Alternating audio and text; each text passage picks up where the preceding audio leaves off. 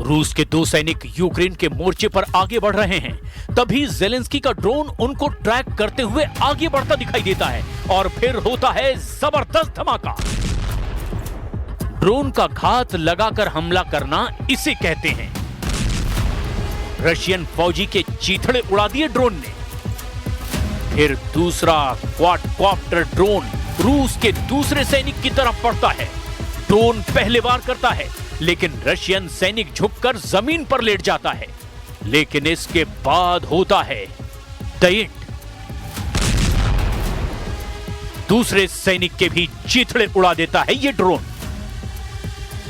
Ukraine की सेना का दावा है कि 3.5 साल के युद्ध में रूस को बहुत बड़ा नुकसान उठाना पड़ा है। यूक्रेन ने रूस के 11,25,000 से ज्यादा सैनिकों को मार गिराया है। यही आंकड़े हैं जो पुतिन को डराने के लिए फोड़े जाते हैं। ये ड्रोन अटैक दिखाकर भी रशियन लाशों की तादाद वाला दावा मजबूत किया जाता है। जेलेंस्की के पास अपनी बड़ी कामयाबी दिखाने के लिए और कोई जरिया भी तो नहीं बचा है। एक तरह से जेलेंस्की के तेवर बता रहे हैं कि उन्होंने 2026 में युद्ध लड़ने की तैयारी कर ली है, क्योंकि व्लादिमीर जेलेंस्की को रूस से लड़ने की एक नई गारंटी मिलने जा रही है।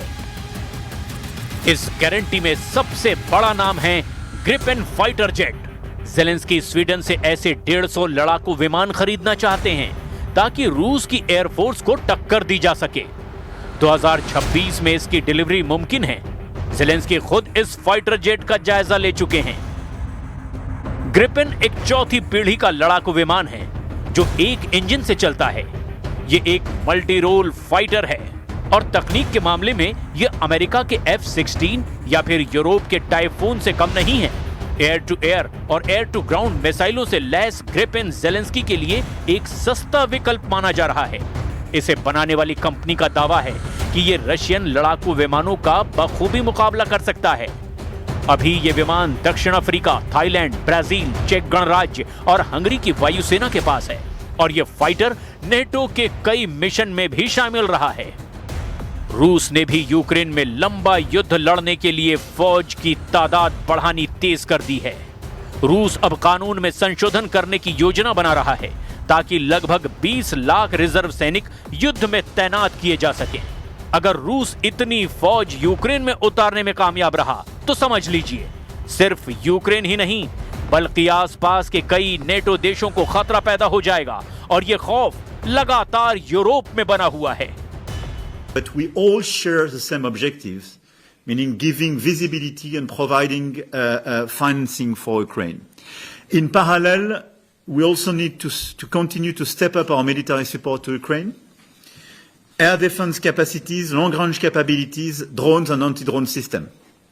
I want to confirm, Volodymyr, that we will deliver in the days to come additional Aster missiles, new training programs and new Mirage, and we will, with some other colleagues, confirm some additional initiatives.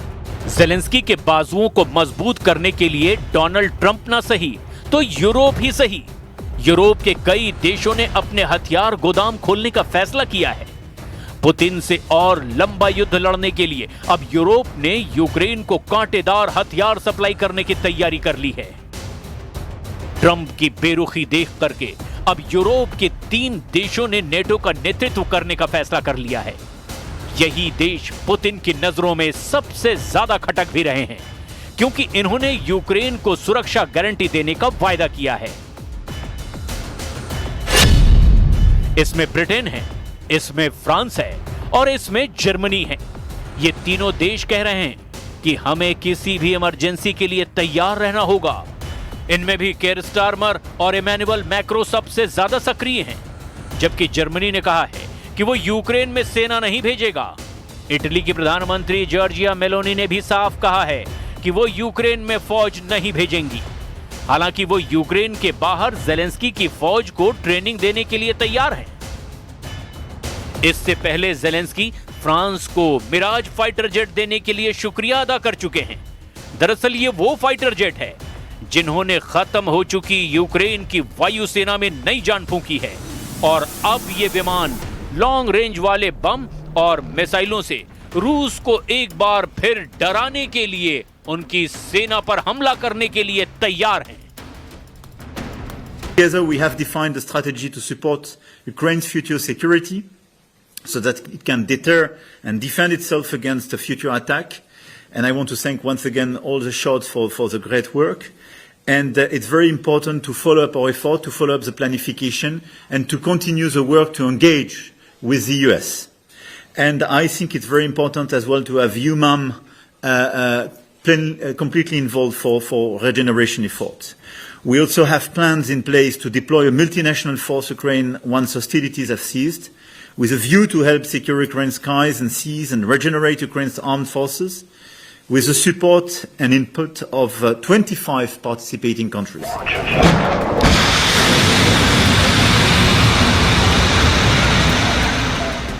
Zelensky इस वक्त किसी भी कीमत पर रूस के long range attack रोकना चाहते हैं, क्योंकि कीव और बाकी शहरों में ठप पड़ी बिजली लगातार नया सायरन बजा रही है।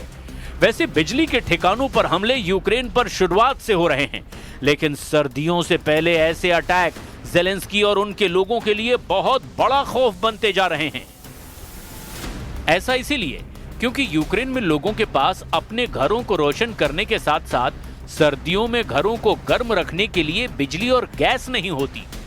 वैसे जिस युद्ध को लेकर 4 साल का वक्त होने वाला है, कीव में इस 9 मंजिला इमारत पर हुए हमले ने एक बार फिर ज़ेलेंस्की को बताया कि पुतिन चाहें तो यूक्रेन की राजधानी को गाजा बना सकते हैं, लेकिन अभी उनकी रहम वाली डोज खत्म नहीं हुई है। Внуками дома была. Мы услышали, как раз, говорю, чуть с кровати не упали, бабахнуло. Я говорю, ну, наверное, где-то или шина лопнула. इस वक्त यूक्रेन की हालत बहुत ज्यादा खस्ता है, क्योंकि पुतिन के ड्रोन और क्रूज मिसाइल अटैक ने कीव समेत यूक्रेन के कई शहरों में अंधेरा मचा दिया है। पुतिन की सेना अब यूक्रेन के उन ठिकानों पर हमला कर रही है जहां से बिजली सप्लाई होती है, लिहाजा यूक्रेन के शहर अंधेरे में डूबे हुए हैं। हड्डी गला देने वाली सर्दी से पहले ही यूक्रेन पर ऐसे खतरनाक हमले। पुतिन का ऑपरेशन ब्लैकआउट कहा जा रहा है, जिसमें पुतिन के भीतर अब यूक्रेन की खातिर रहम के लिए कोई जगह नहीं बची है। इसी ऑपरेशन ब्लैकआउट को टक्कर देने के लिए ज़ेलेंस्की अब लॉन्ग रेंज वाले हथियार चाहते हैं, ताकि रूस को ऐसे ठिकानों पर जवाब दे सकें जहां से पुतिन यूक्रेन पर लंबी दूरी के अटैक लॉन्च कर रहे हैं।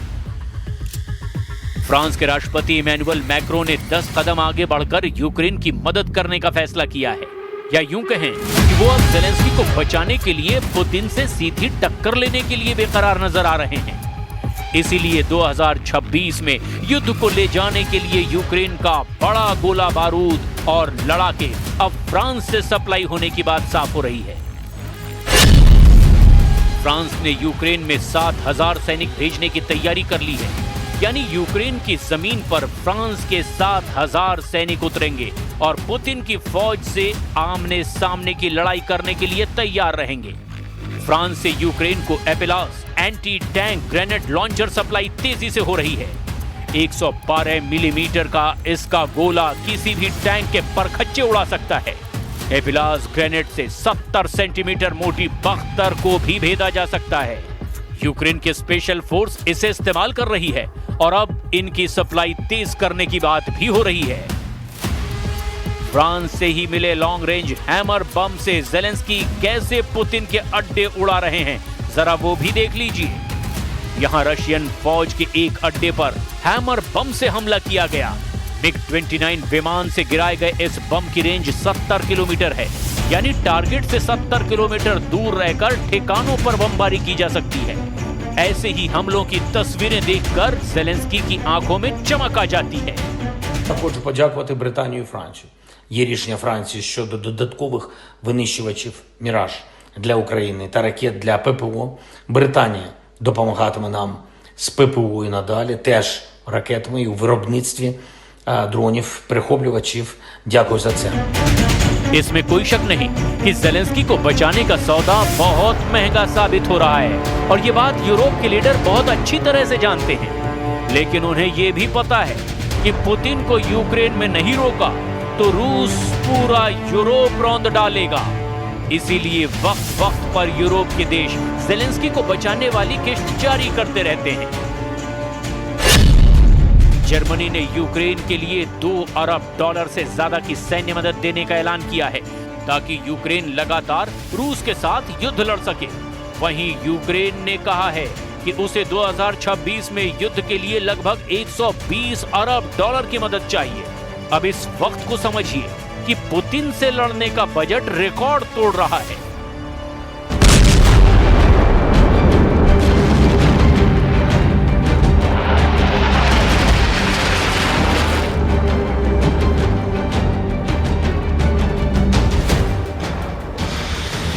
रूस के लॉन्ग रेंज अटैक रोकने के लिए ज़ेलेंस्की के लिए जरूरी है कि वो उनके लॉन्च पैड पर अटैक करें, लेकिन यूक्रेन में इस वक्त रूस के लॉन्ग रेंज वाले ड्रोन हाहाकार मचा रहे हैं। कीव से लेकर ओदेसा और खार्किव से लेकर जापोरेजिया तक ज़ेलेंस्की के हर बड़े शहर पर कयामत टूट रही है। पुतिन के लॉन्ग रेंज ड्रोन लगातार हमले कर रहे हैं और ऐसे अटैक के आगे यूक्रेन की बिजली व्यवस्था चरमरा गई है। ज़ेलेंस्की की ड्रोन कमांड ने कुछ दिन पहले ही ये वीडियो जारी किया है। इसमें दिखाया गया कि कैसे यूक्रेन की स्पेशल फोर्स ड्रोन को रशियन टारगेट की तरफ लॉन्च करते हैं। अगस्त से अब तक यूक्रेन ने रूस के लॉन्ग रेंज ठिकानों पर 60 से ज्यादा हमले किए हैं और इसमें ज्यादातर यूक्रेन के बने ही ड्रोन इस्तेमाल किए गए हैं। क्राइमिया से लेकर मेनलैंड रूस के अंदर कई तेल डिपो को ऐसे ही ड्रोन से उड़ाया गया और ज़ेलेंस्की ऐसे हमलों का हमेशा से बहुत नाज करते हुए वीडियो जारी करते हैं। Nevertheless, we are identifying weak spots, analyzing every operation and implementing new technologies based on these analyses. This enables us to complete our missions successfully time and time again. Ukraine से युद्ध तेज होने और NATO से घमासान के पूरे signal मिलने के बीच ही पुतिन ने अपने सबसे खतरनाक हथियार दिखाने शुरू कर दिए हैं। आप इसे पुतिन की 3.5 साल के युद्ध में सबसे खतरनाक तैयारी भी कह सकते हैं। रूस इस बार यूक्रेन पर नहीं बल्कि नेटो पर सबसे बड़े हमले के लिए खुद को आजमा रहा है।